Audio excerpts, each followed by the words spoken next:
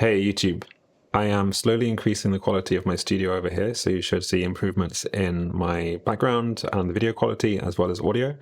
I'm looking forward to making some new online offers using this setup, so hopefully you like it.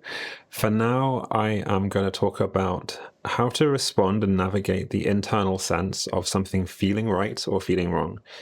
Now, in Alexander technique, there's this idea of faulty sensory appreciation, where your sense of what feels right might not map onto what the camera would see or what is kind of objectively true as seen from the outside.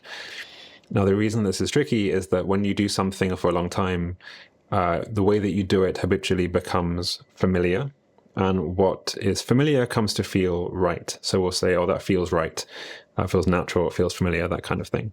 Even if you are standing in a way that is clearly not aligned, shall we say, like you're pushing your hips forward, it will feel right. And if I come along and slightly push your hips back into a more neutral position, you might say, that feels wrong.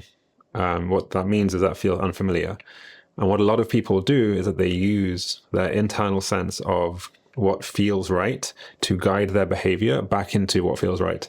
If you do that, you'll never change because you're always doing something you've always been doing. And by definition, then if you want to change, then you'll have to sit in that feeling of unfamiliar, or what you might even say is that feels wrong, such that something new can happen, which is not part of your existing conditioning, your existing mapping of how things should be, ultimately.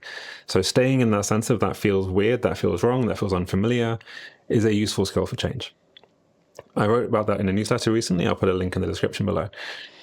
For now, I also want to talk about how to respond to that sense of that feels right, that feels wrong when encountering information or something emotionally activating from the outside.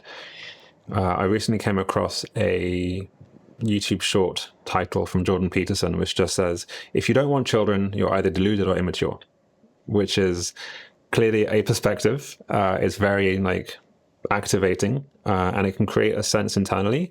And there's much stuff out there like this, but it can create a sense of, oh yeah, he's right, or oh, that's really wrong. I strongly agree. I strongly disagree. It might bounce off you as well, but there'll be something out there that triggers that. Yeah, that's just right, or that's wrong. And there's two interesting threads to pull on when you encounter that, or when I encounter that. One is to be careful not to jump to the conclusion that what feels right internally is true out there.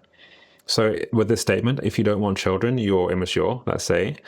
If I say, oh yeah, that feels right, then I'm going to think that it's true out there and want to judge people for not wanting children or imposing the idea of having children being a good thing, when really it's just my own stuff coming up, resonating with this idea, either positively or negatively.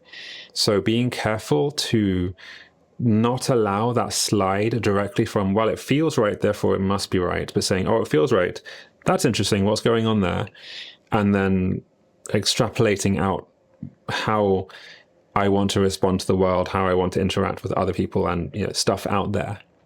That said, there's still something useful to be gained by looking at that response, going, oh, I encountered this idea where someone said, if you don't want children, you're immature. And that feels something to me. I'm not going to believe it or disbelieve it. It doesn't mean anything specific about the world, but it's triggering a response in me that I can now look at and think, okay, maybe if I feel that's right, is there a part of me that agrees with this? And what does that mean? Okay, do I think I'm deluded or immature? Do I actually want children? Is there some conditioning that I've gone through that makes me agree with this? Or the other way around, if I think, oh, he's an idiot, this is really wrong. Why?